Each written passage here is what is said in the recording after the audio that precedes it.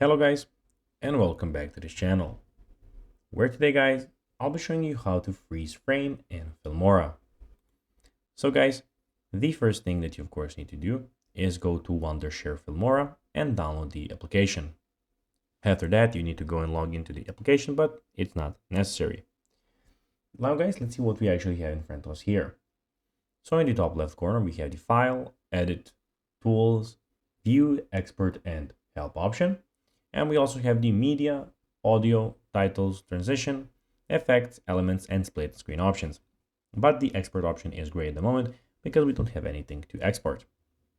Now, also, let's see how you can actually guys go and freeze frame in Filmora.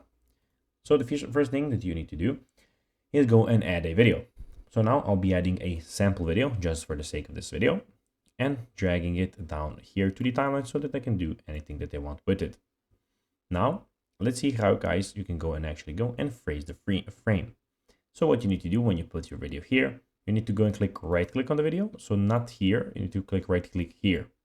Click right click and then click add freeze frame or click Alt F.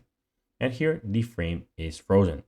How you can get and do it, you can go and click again on it, and here you can go and click that you don't want to freeze it anymore. So if you want to click here, you can hit custom speed, slow, fast, normal. You can choose whatever you want.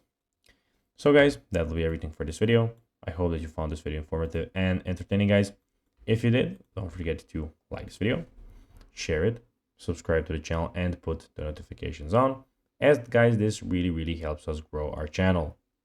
So guys, if you have a few seconds, it will be pretty cool if you could do this for us. So guys, that will be everything for this video. I hope that you enjoyed it guys, and as always, I'll be seeing you in the next one. Bye guys.